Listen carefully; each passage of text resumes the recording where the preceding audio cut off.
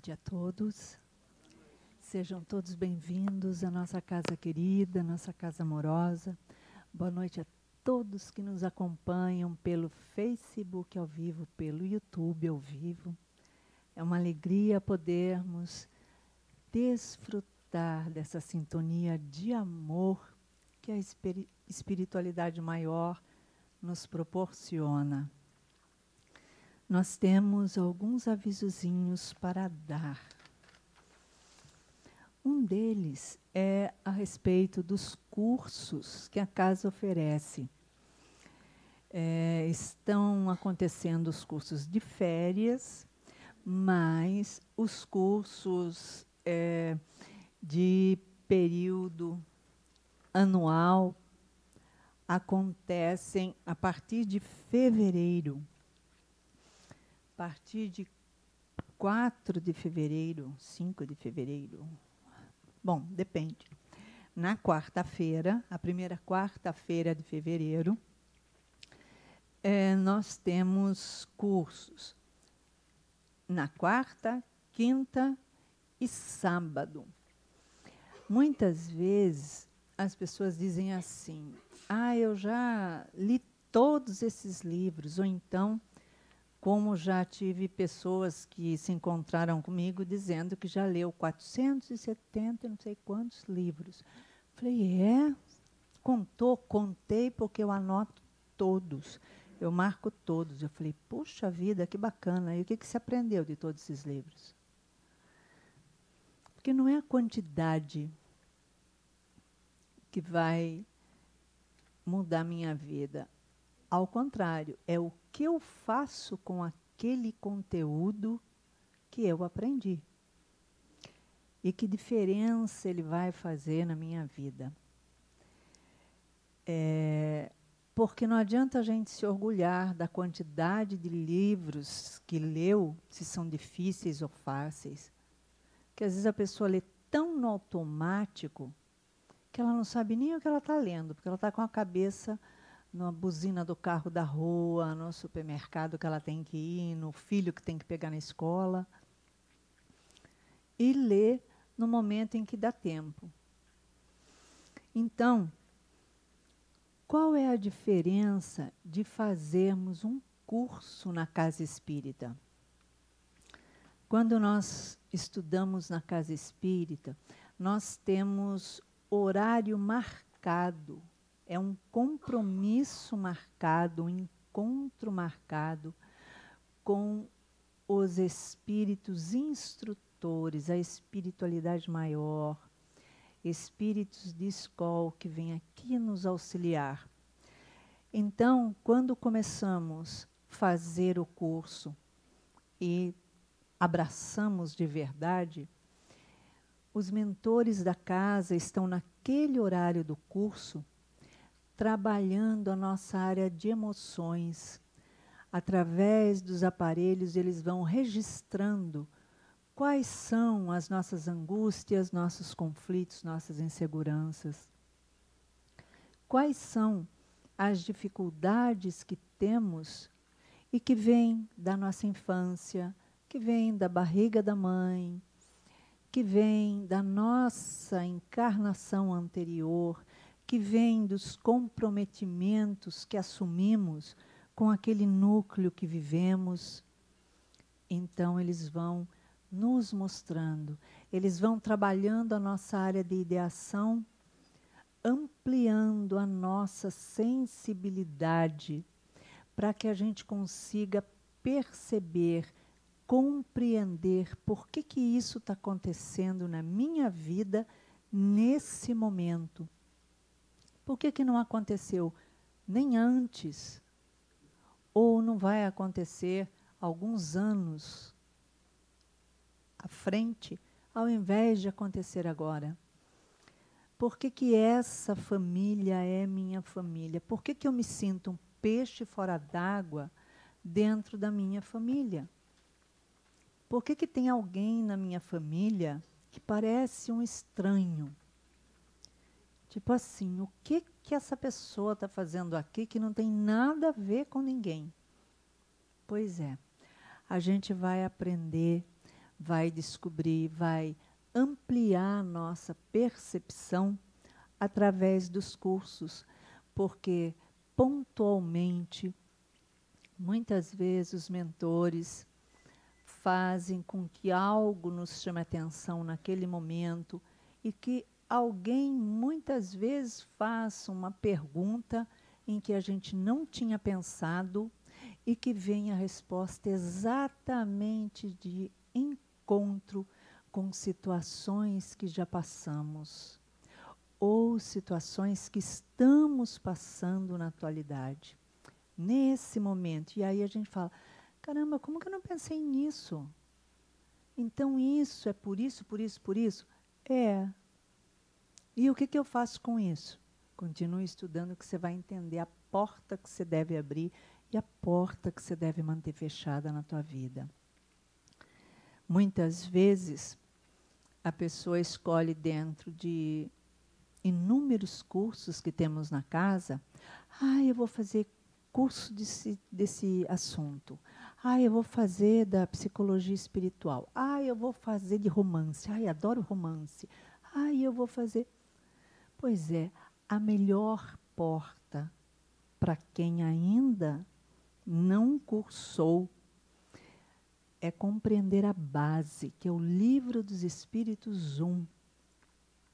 O Livro dos Espíritos 1 vem me ensinar o que é perispírito, quais são as camadas de sensibilidade que temos, porque tem uma coisa que chama perispírito, outra chama duplo etéreo, outra chama espírito, outra chama culpa. Afinal de contas, o que é que eu vejo na minha frente quando eu vejo alguma coisa? Será que é um espírito que eu estou vendo? Ou será que é a criação da minha mente? Por que a minha sensibilidade muda? Por que eu sinto isso ou aquilo? E agora só que eu estou estudando, que eu estou percebendo que eu sinto isso ou aquilo. E eu já sentia há muito tempo e não sabia que isso significava a aproximação de um espírito. Então, o curso na casa espírita nos dá outra visão da vida, outra visão da nossa própria vida, dá a oportunidade da gente fazer um mergulho interior e compreender. Esse ano, nós teremos cursos dos livros de Joana de Ângeles, Amor como Solução, Triunfo Pessoal, O Homem Integral. Teremos também os livros de Allan Kardec, Livro dos Espíritos 1 e 2, Livro dos Médiuns. Teremos os livros Evangelho na Atualidade, que vem trazendo o Evangelho segundo o Espiritismo, com o Evangelho de Joana de Ângeles e com tudo aquilo que está acontecendo no momento. André Luiz, nós temos, que são os livros de Chico, Os Mensageiros, Os Missionários da Luz, Obreiros da Vida Eterna, Libertação, enfim, tem uma série de livros de ordem mediúnica, devassando o invisível pelo intercâmbio mediúnico. Temos A Caminho da Luz, O Ser Consciente, Consciência Quântica como mecanismo de cura em nossa vida. Então, não falta conteúdo, não falta estudos para você mudar a sua vida e ter uma outra sensibilidade. Vida, desafios e bênção, vidas, desafios e soluções. Enfim, Está aí o convite. Essa oportunidade é você mesmo que vai se dar. E você vai poder fazer a inscrição na Sala 1, curso completamente gratuito. Nós temos aqui na casa a Obra Social Mãos Unidas, que tem vários braços. Nós doamos mensalmente em torno de 10 toneladas de alimentos. Temos também a assistência social, que faz atendimentos. Temos as equipes de visitas a essas casas, esses lares lá dentro da comunidade.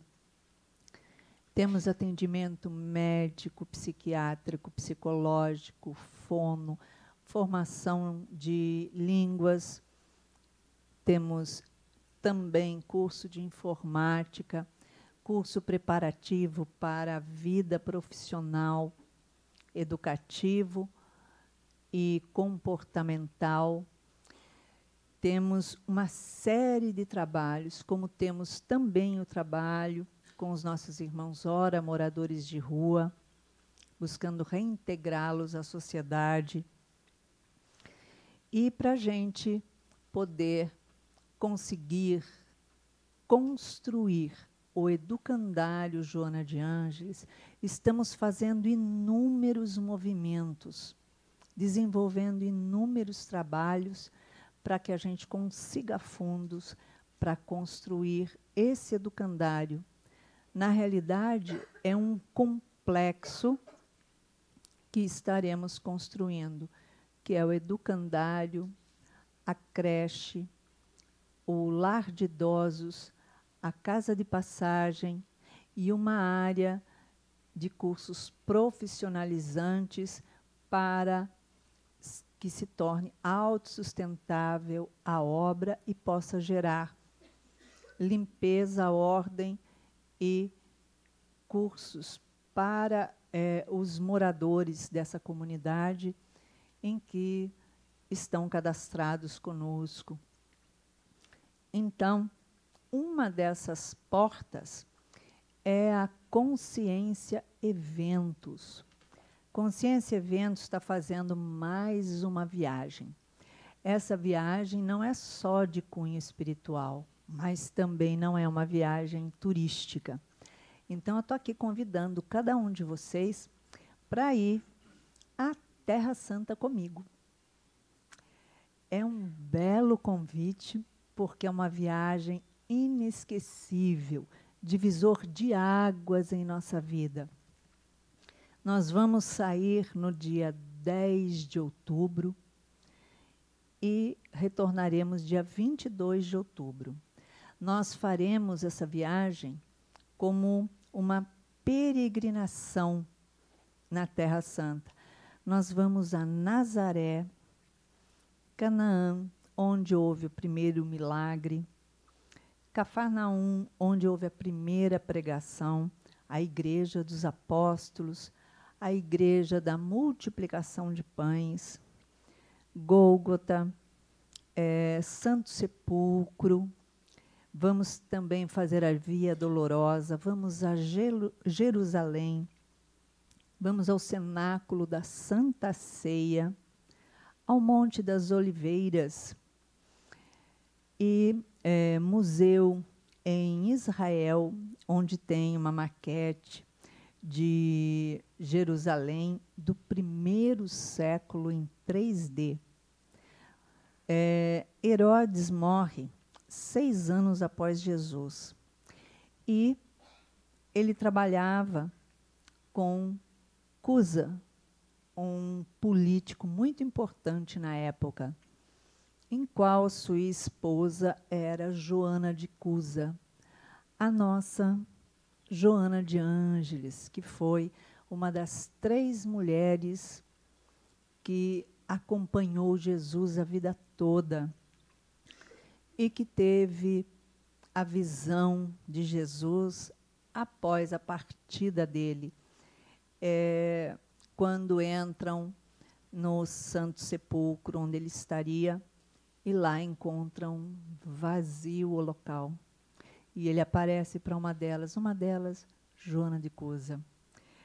Nós vamos à cidade também de Jericó, cidade de Zaqueu,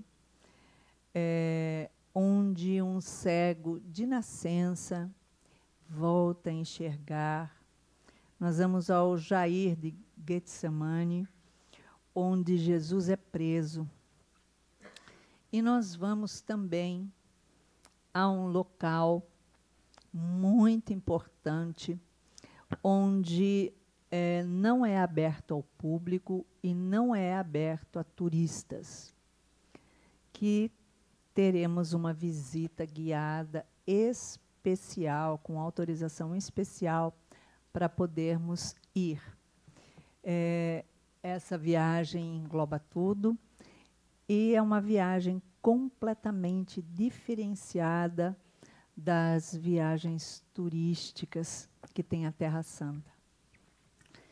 E, lógico, você fazendo esse passeio, essa peregrinação conosco, estará colaborando com a construção do educandário. Procure a Tereza no térreo, que ela vai te dar todas as informações. Vai contar o presente, passado e futuro da sua vida. Então, é isso. Nós vamos agora fazer uma prece e passar a palavra ao Nelson Tavares, trabalhador da casa, instrutor, que é mais uma das palestras em comemoração aos 13 anos da nossa casa, neste mês de janeiro. Jesus querido, amoroso Mestre, que nos acolhe, que nos abranda os corações, nesta noite de hoje, onde aqui viemos agradecer-te e homenagear a nossa mentora Joana de Ângeles, que nos acolhe como filhos queridos, pois como sempre diz, nos trouxeste a cada um pelas próprias mãos. Então pedimos que inspire Nelson Tavares nos estudos que ele nos traz hoje. Graças a Deus.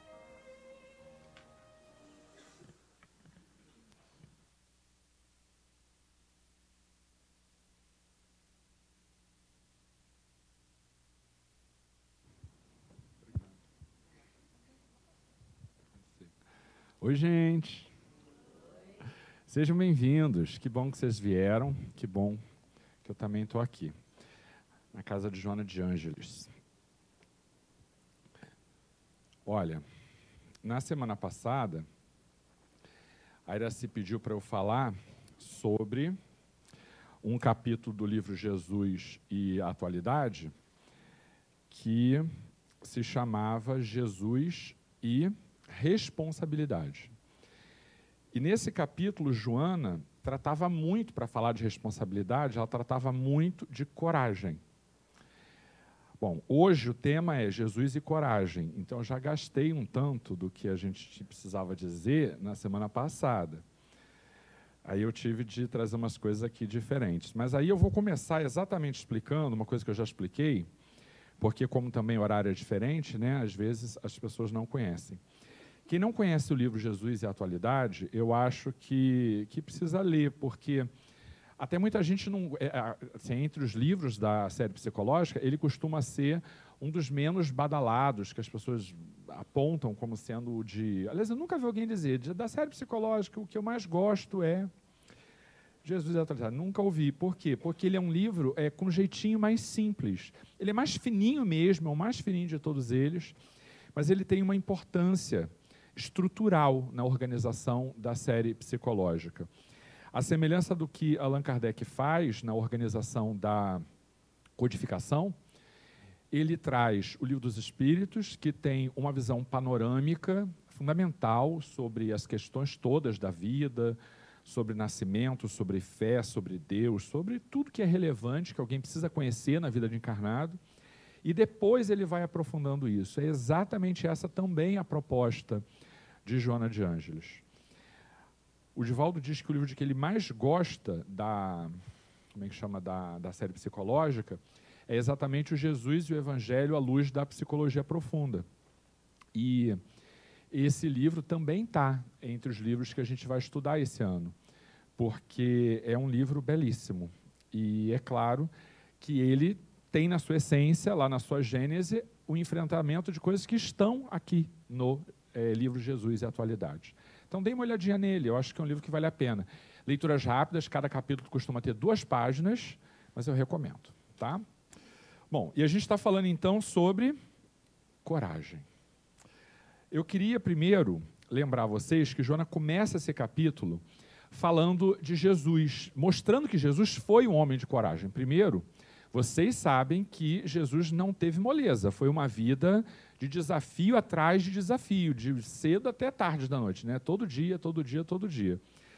E essa vida de Jesus podia ter sido uma vida já com tantos desafios que ele podia cavucar menos problemas, né? Assim, já que tem tanto enfrentamento para fazer, por que eu ainda vou procurar mais? Mas não tinha jeito.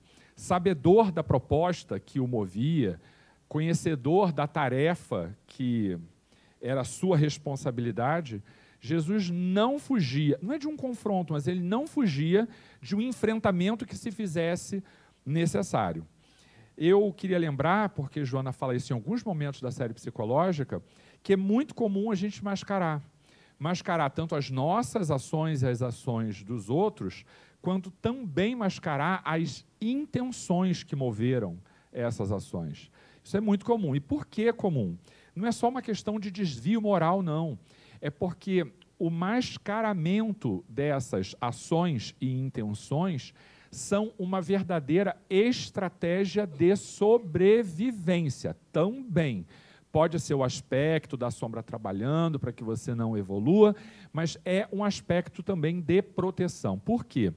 Porque se a gente fosse dar conta em absoluto, em completude, das nossas limitações e das coisas equivocadas que a gente fez ou vem fazendo, a gente não aguentaria. Não é à toa que a espiritualidade tem um mecanismo, que é um mecanismo natural, de proteção do indivíduo, que é o véu do esquecimento. É uma maneira de resguardar o indivíduo do não contato absoluto com a integralidade das suas mazelas. Porque, senão, a gente não aguenta, a gente surta. Não tem gente que vai fazer a besteira de buscar regressão e, quando encontra algumas coisas que sabe Deus se o que estão falando é verdade ou é mentira, para começar, né? Mas quando dá conta com algumas que se dá de encontro com algumas questões que não sabe lidar muito bem, a criatura surta. Então, a gente precisa desse mecanismo de proteção. E a gente ficar mascarando essas coisas pode ser uma forma de proteção. Mas até onde? Aí a gente tem que observar até que ponto é proteção, até que ponto é atuação da sombra. Jesus, por exemplo, só para dar uma meia dúzia de exemplo, para a gente não assim, né, deixar sem ilustrar.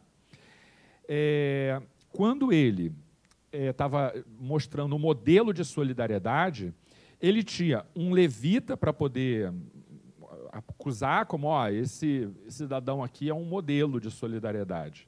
Mas pela astúcia do levita, ele não escolheu, não o elegeu como um modelo a ser seguido.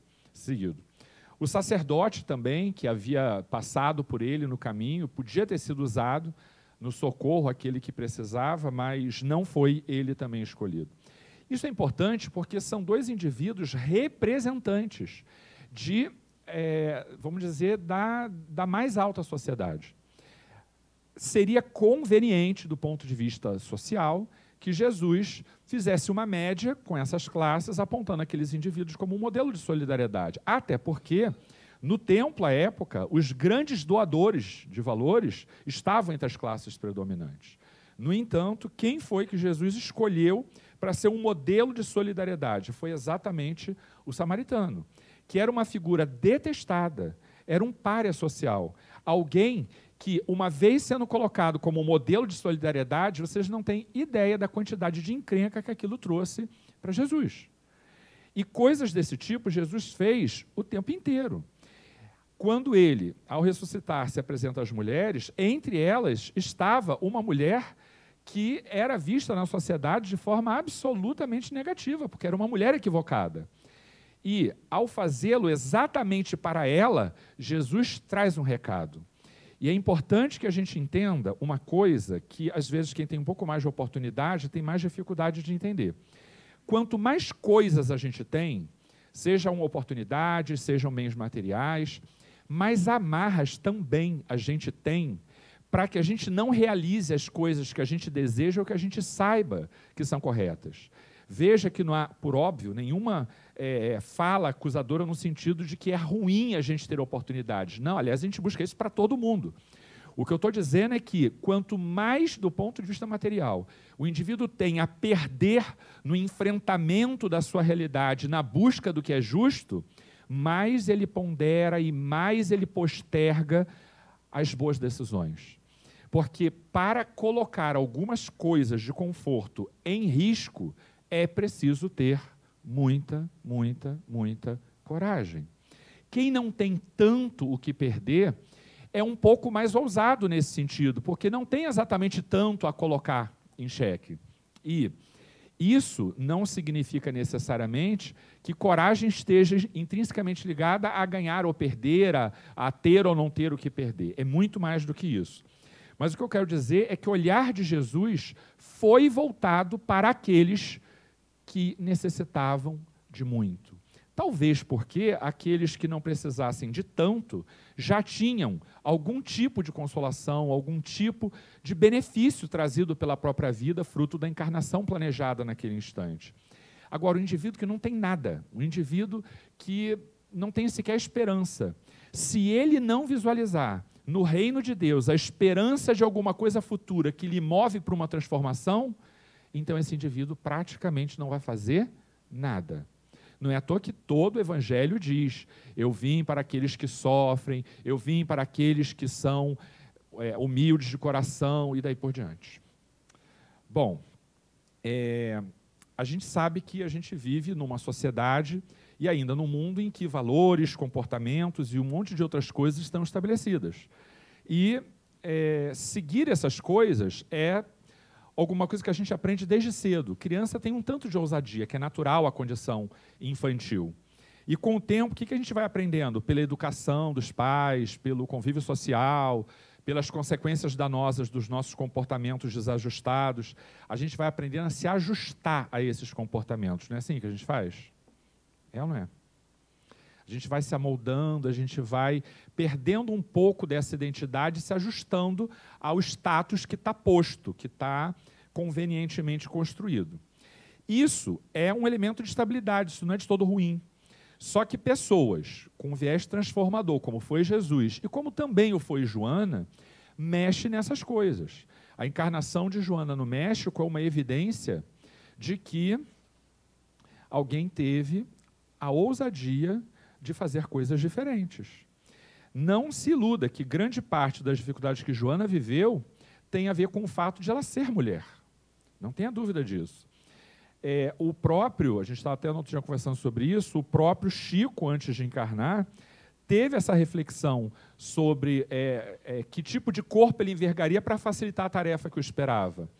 E facilitada a tarefa num corpo masculino, isso traduz a evidência de um preconceito, né, que é fruto de um patriarcado e coisa do gênero. Porém, Joana não buscou caminhos fáceis, ela fez sempre escolhas difíceis. E não é porque era mulher, não é porque tinha toda a condição de desprestígio própria, né, da juventude, inclusive, que ela não ousou, por exemplo, se comunicar por carta com grande parte dos sacerdotes que eram formadores de opinião. E olha que a danadinha conseguiu colocar algumas pessoas em saia justa, porque como questionar alguma coisa que é fruto da lógica, da evidência, da construção de um pensamento correto? E ela conseguia fazer isso. Mas não tenha dúvida, sofreu também pra caramba em virtude disso. E mudar esses comportamentos, mudar esses valores, às vezes é algo que a gente precisa sim fazer, porque alguns são nocivos. E a vida precisa caminhar no sentido da transformação. Eu tive particularmente uma experiência de decisão nesse sentido de o que eu queria para a minha vida, para as coisas que eu fazia e tal, logo assim que eu saí da universidade. A academia é um espaço de muito preconceito, né? Assim, se você não tiver títulos, posições, leituras, vocabulário, você fica realmente à margem da academia. Isso é muito comum. E determinados espaços de prestígio, né? A minha área de atuação é o direito, é um espaço também de muita formalidade, de muito prestígio, até de preconceito contra alguém que não está dentro de um certo círculo. E aí eu me lembrava... eu já contei para vocês, né, que eu dei aula para criança e tal, e aquilo ali foi terrível, já disse isso também, mas algumas coisas fundamentais eu aprendi naquela época. Porque criança não tem muito esse filtro, como eu disse, né? Se tiver ruim, ele fala mesmo, ela vai falar aquele negócio para você. E uma vez uma menina me dizia assim, ai, tio, você é chato. Aí eu ficava olhando para a cara dela e disse assim, quem disse que eu preciso ser legal, né? Não sou teu pai, criatura. Se você é legal, não, você precisa me respeitar. Eu fazia essa coisa da austeridade do professor.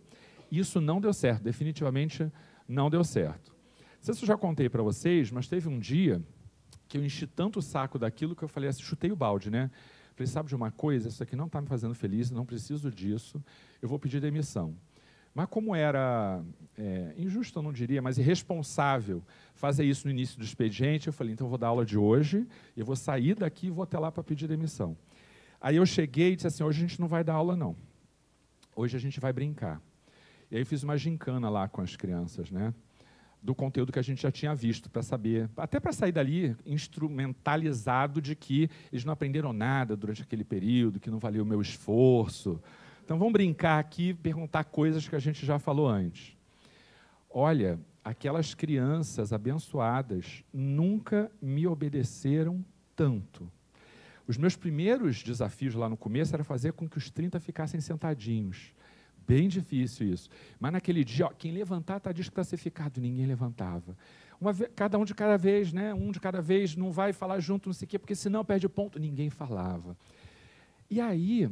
No intervalo, uma menina, aquela que disse que eu era chato, veio me trazer um sanduíche amassado que ela tinha dentro da mochila, uma coisa muximbenta, horrorosa. Que mochila de criança passa por tudo quanto é canto, vocês imaginam por onde aquele sanduíche não passou. Aí ela me trouxe aquele sanduíche, tirou um pedaço do sanduíche com aquela mão suja, aquela unha com aquela bordinha de preto, né? E disse assim, quer, tio? Achei tão bonitinho que eu comi. E aí, quando eu me percebo, estou lá sentado com eles, na escada, com umas 30 crianças agarradas no meu pescoço e tal.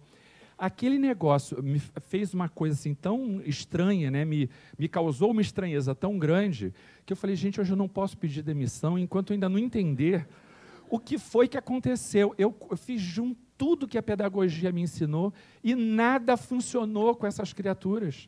E quando eu desisti deles, grudaram em mim, o que aconteceu? E aí, como é que as coisas acontecem, né? Eu me lembrei que lá no começo da faculdade tinha uma professora que tinha passado um trabalho para falar qual era o papel do professor. Uma coisa assim, bem simples de responder, né? Qual é o papel do professor? E aquilo assim, me gastou horas e horas e horas de reflexão e de consulta à bibliografia, não sei o quê. Aí ela me deu uma nota dizendo assim, a sua nota é pelo seu esforço acadêmico, mas eu queria que você pensasse efetivamente qual é o papel do professor. Você sabe que eu guardei aquilo na gaveta, porque a nota foi boa, então tá de bom tamanho, e não pensei naquele negócio. Mas quando eu voltei daquela experiência, eu fiquei pensando naquela redação, naquele texto, né, naquele trabalho que eu tinha produzido, qual é o papel do professor. Aquilo foi singular para mim, porque eu decidi um negócio a partir dali. Não importa se eu estou falando para criança, não importa se eu estou falando para adulto, não importa se eu estou falando na academia, não importa se eu estou falando, onde quer que seja, para que a gente seja escutado, para que a gente seja entendido, para que a gente seja recebido, a nossa fala tem que ser, em primeiro lugar, acessível. E, em segundo lugar, ela tem que ser toda movida pela solidariedade de enxergar no outro alguém que está efetivamente recebendo aquilo de que precisa para que ele caminhe com acerto. Ainda que aquilo seja um conteúdo técnico, profissional, eu tenho que entender que aquela pessoa precisa daquilo para fazer alguma coisa na sua vida, porque toda credencial que a gente recebe, com um diploma, com uma carteira profissional, é uma autorização que a vida dá para a gente atuar na vida dos outros. Então, aquilo ali foi transformador para mim, porque pouco tempo antes disso, ainda no final da faculdade, quando fazia lá o meu não é estágio o nome, projeto de pesquisa, que era bolsista, né, do CNPq e tal, tinha um evento grande e tal, que eu convidei a família toda. Foi o meu primeiro grande, a fala assim para um grande público, né, um auditório gigante e tal, eu chamei a família toda para ver. E ainda eivado daquelas experiências de vaidade, coisa do gênero, eu falei coisas bem difíceis, eu me preparei para falar coisas bem difíceis e tal. E aí a gente saiu depois para jantar e eu perguntei ao meu pai assim, aí pai, gostou? E aí o meu pai, com a sua sabedoria, com a sua educação, me disse assim, ai filho, você é tão inteligente. Eu digo, pai, por que você acha? Eu digo, meu filho, você falou coisas tão difíceis que eu não entendi quase nada do que você falou. Entendi quase nada. Aí a minha irmã completa dizendo assim, aliás, estava todo mundo comentando que foi bem chato, que ninguém entendeu nada. Eu ainda não tinha ouvido as crianças falarem, mas a família não tem assim, esse peso e tal para a gente refletir. Juro para vocês, dali por diante, eu trago isso como valor para a minha vida. A gente tem que ser acessível. Porque aquele que se coloca encastelado em certos lugares pela credencial ou pelo conteúdo de que é detentor, apenas está se isolando em nome de uma vaidade que reforça essa condição. Isso é tão grave, que não tem a ver só com aqueles que falam, que expõem, que são oradores, que são professores, que trabalham com o público. Isso tem a ver com pequenos e grandes atos educativos. Agora, gente, para a gente conseguir movimentar dentro da gente a possibilidade de mudar um mecanismo que é cultural dentro da academia, é preciso ter coragem. É preciso ter muita coragem. Porque o preconceito que existe em certos ambientes te empurram para você reproduzir modelos. Joana, o tempo inteiro, combateu modelos. Jesus também combateu modelos.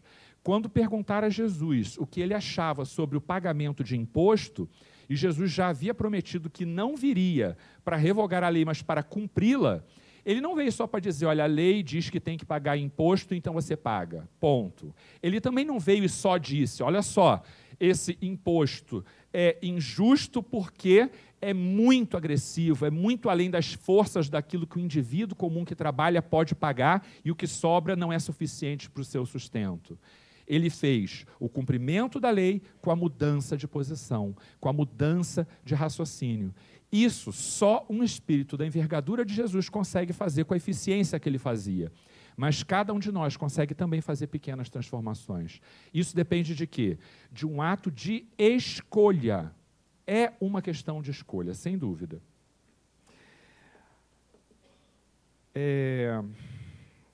Espera aí. Vamos lá. Jesus falava para as multidões, não falava? Isso. Mas se vocês observarem, até quando Jesus viajava, ele ia aos lugares, ele não ia atrás das pessoas. Ele se espalhava até quando pôde, em torno, né, da sua base familiar, para que a boa nova chegasse mais longe.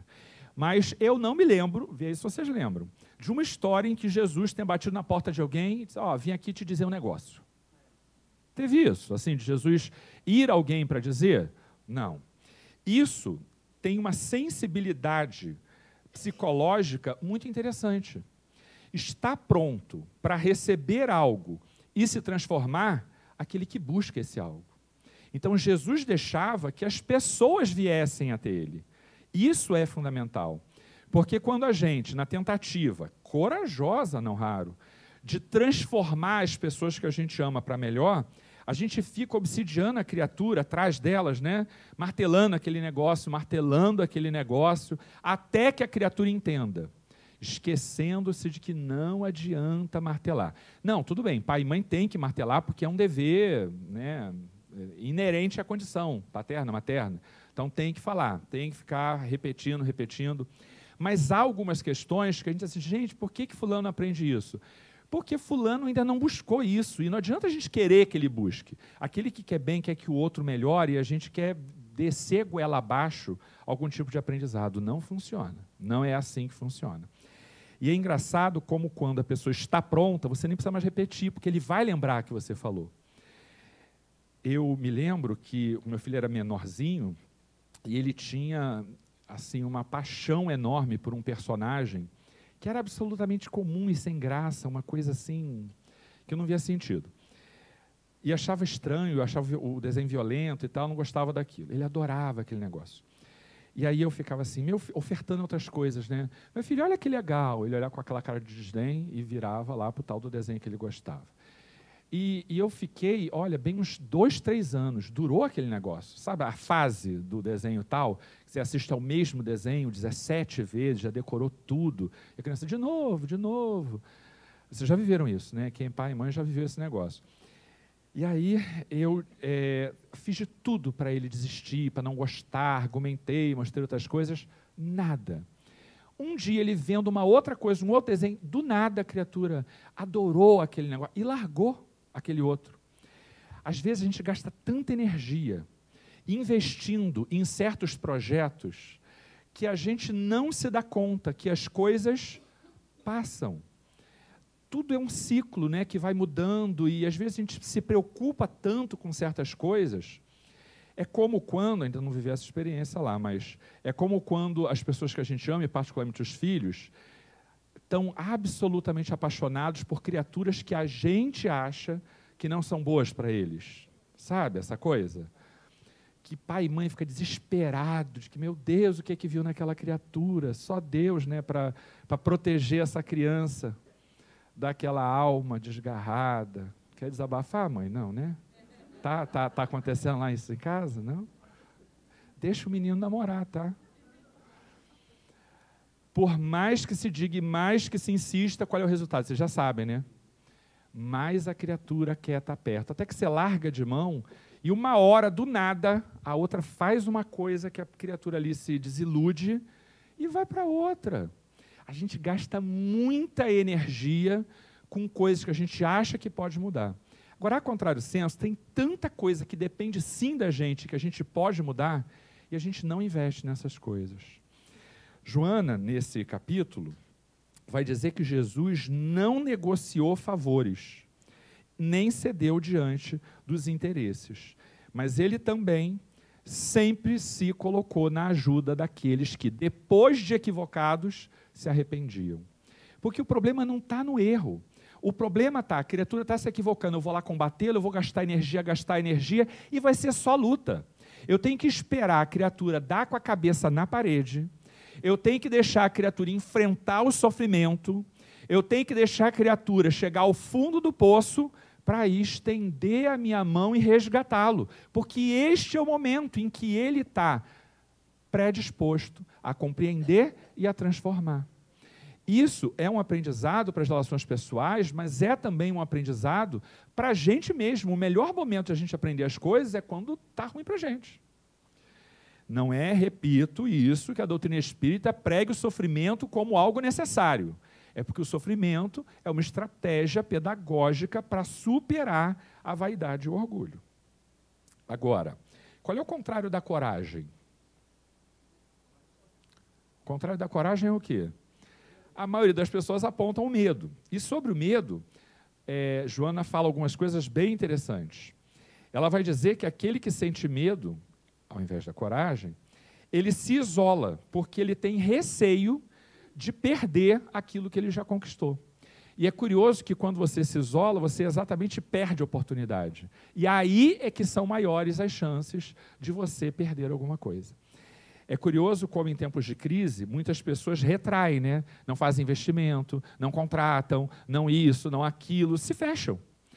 Mas alguns que ousam, em cenários de dificuldade, investir, quando dá certo, são aqueles que mais crescem.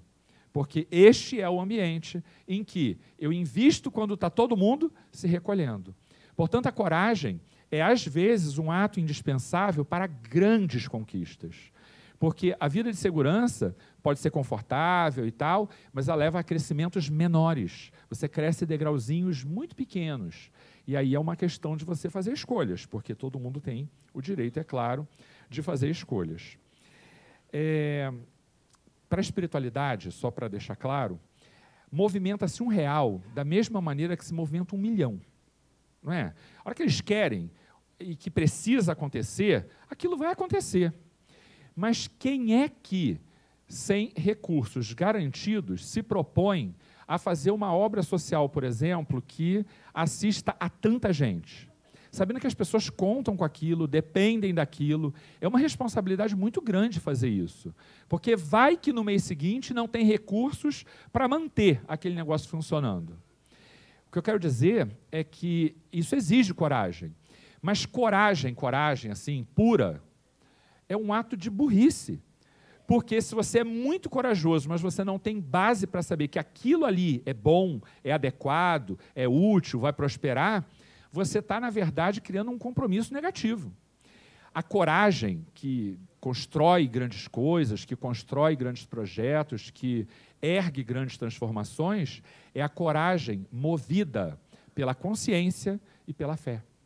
Então, pela fé, reconhecendo que existe à frente de nós uma espiritualidade que determina projetos, que orienta o que precisa ser realizado, que dá sustentação, e tendo um conhecimento sólido da doutrina espírita, que nos auxilia a entender qual é o papel de cada um, qual é o papel do movimento espírita no mundo, aquele que, enfim, entende com base, com consciência, pela fé raciocinada tudo isso, tem coragem para realizar, mas tem também fé para orientar os caminhos. E é por isso que é necessário coragem, sim, para realizar grandes projetos, mas só prosperam os projetos que são articulados e orientados pela fé e pelo conhecimento.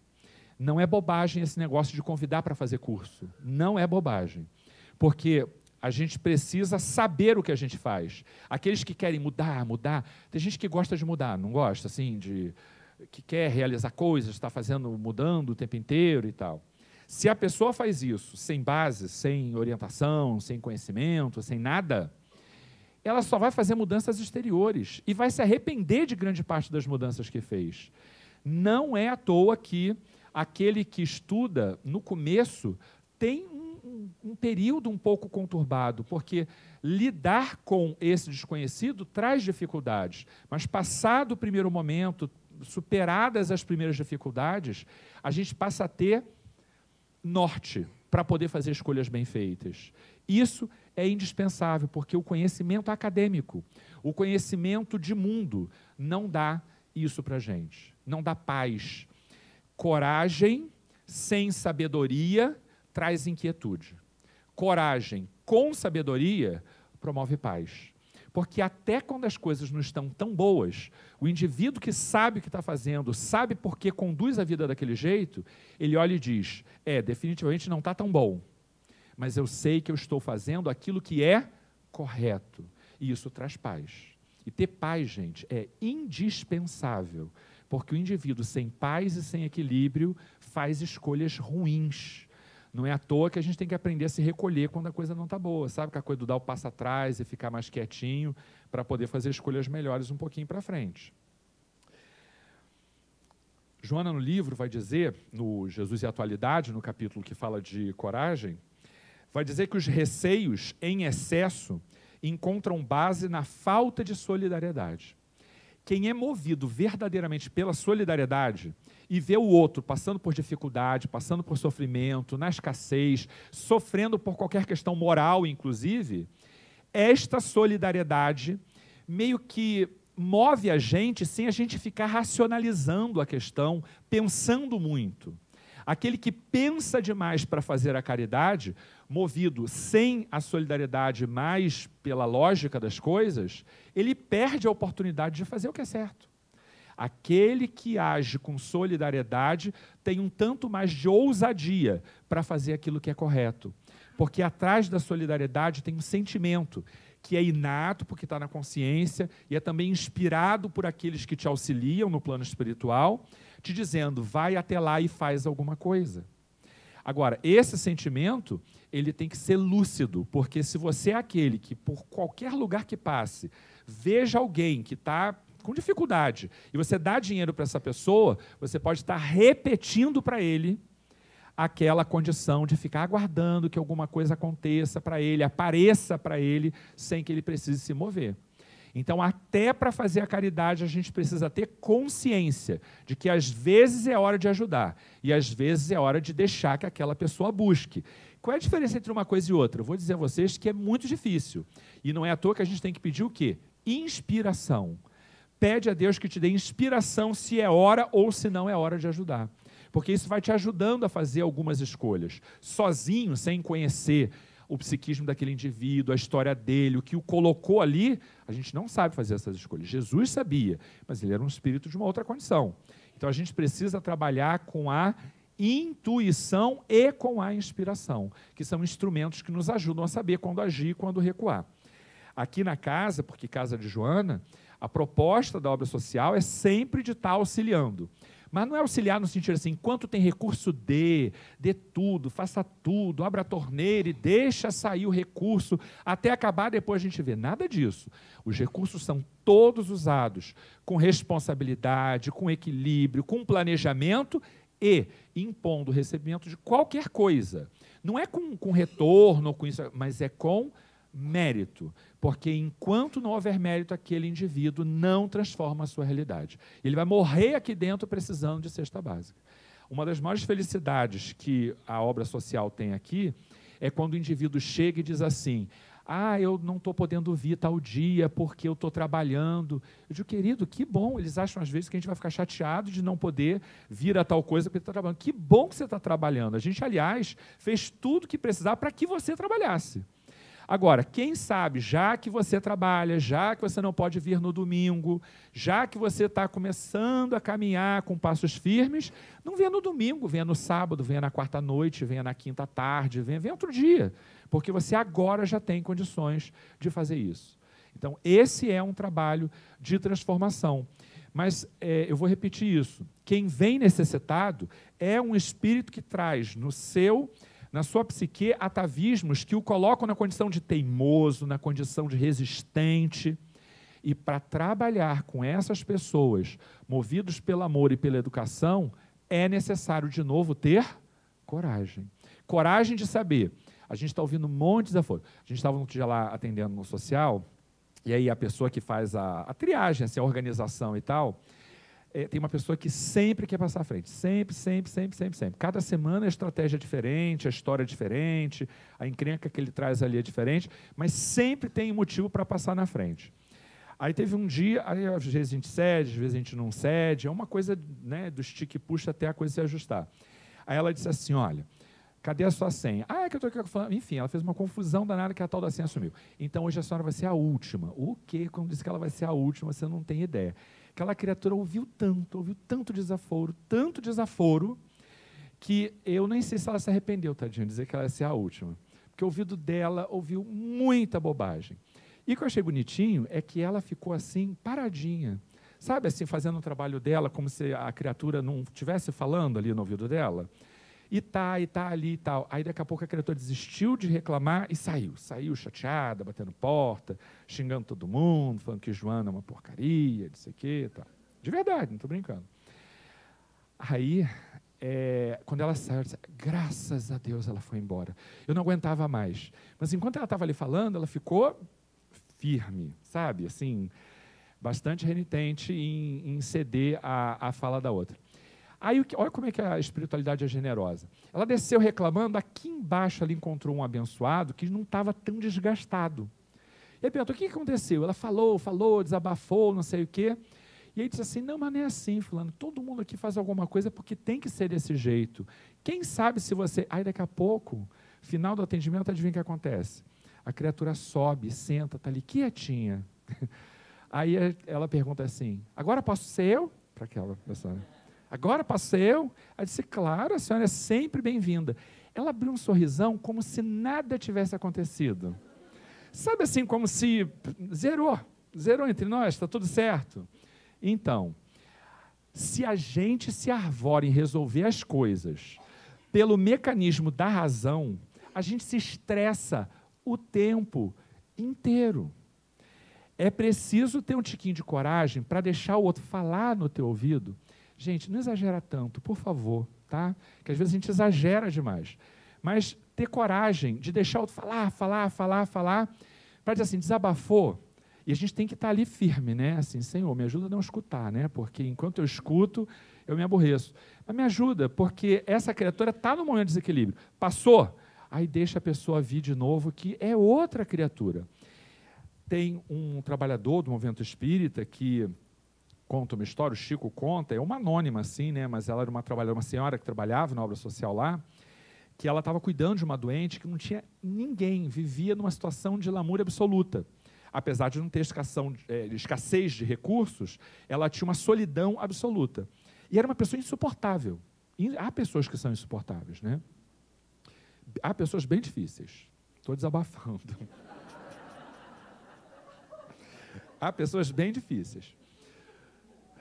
Bem difíceis. E aí, ela foi na caridade para cuidar da senhorinha. Aí ela disse, o que a senhora quer? Ela disse, eu quero um chá. Ela trouxe o chá quente, a criatura jogou o chá quente no rosto dela, dizendo, essa porcaria está horrível.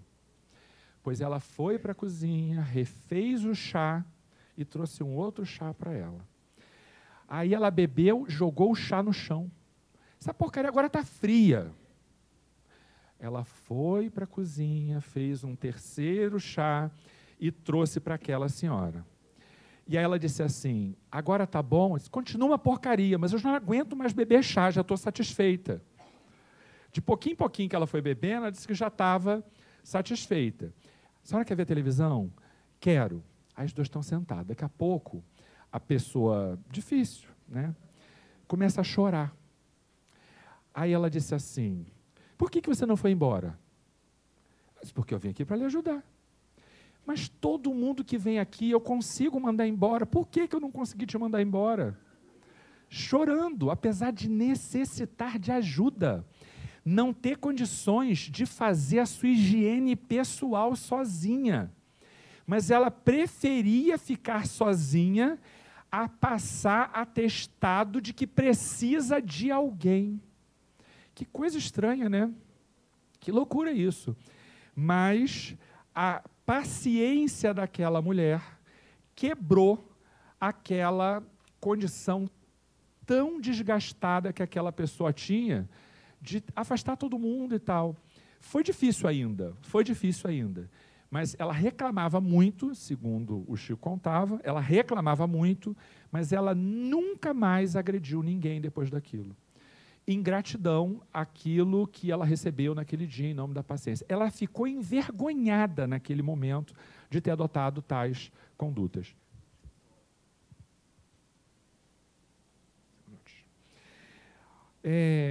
Joana sugere que a gente deva sempre superar os nossos limites. Deixa eu dizer uma coisa para vocês.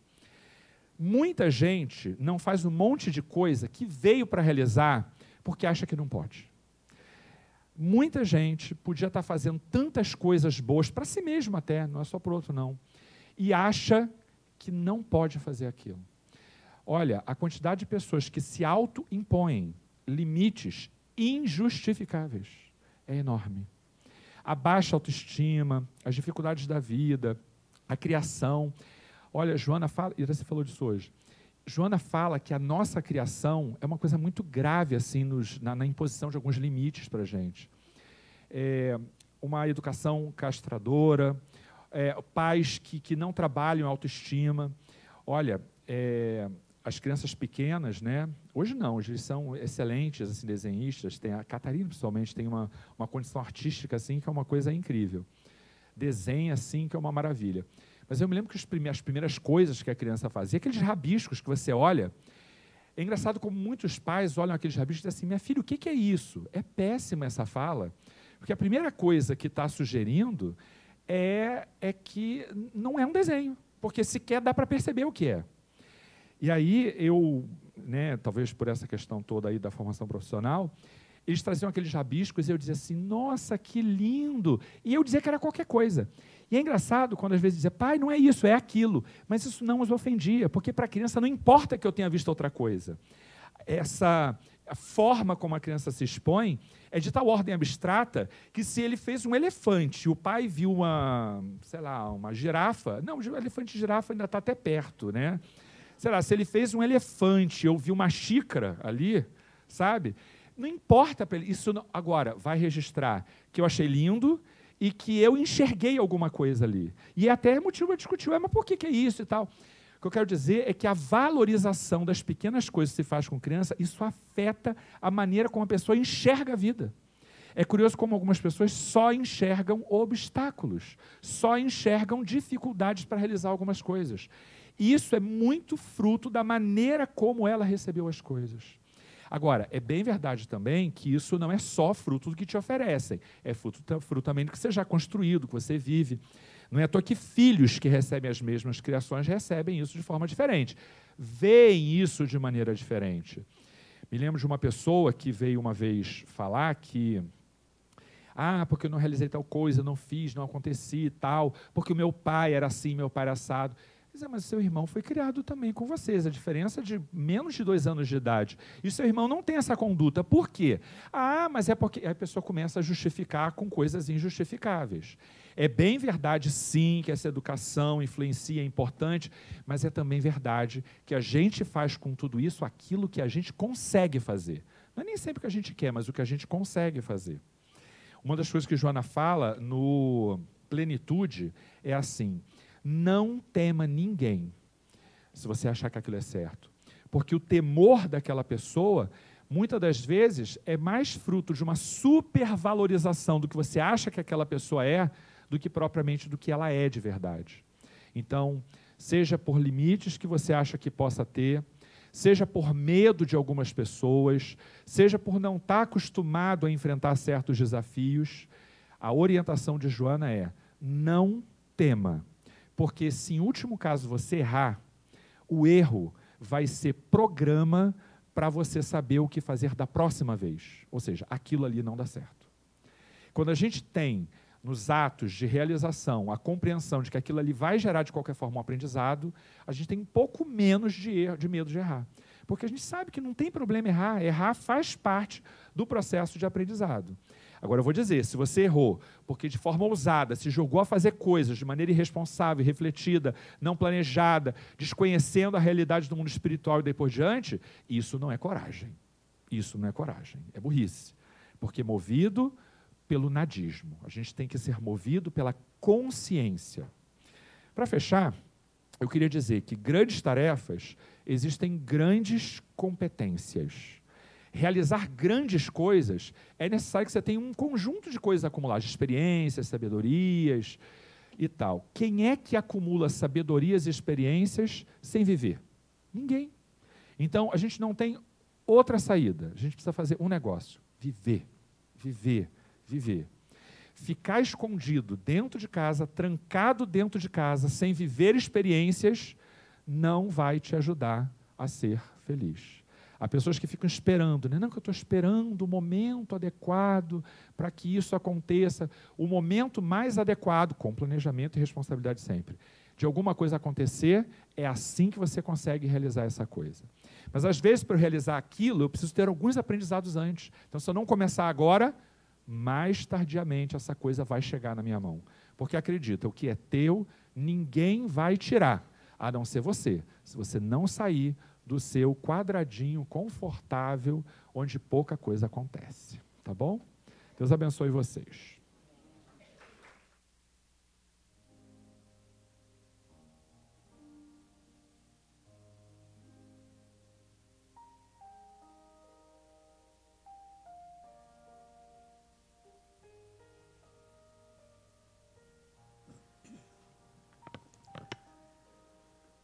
Chegou o momento do passe. Não há manifestações. Pedimos aos médiuns para tomar posições. Vamos fechar os nossos olhos e pensar em Jesus, nosso Mestre amoroso, que nos acolhe docemente em seu manto sagrado, trazendo-nos a calma, o alento em nossos corações e ouvindo o que dizemos a Ele em pensamento, nesta noite, nesse momento. Graças a Deus.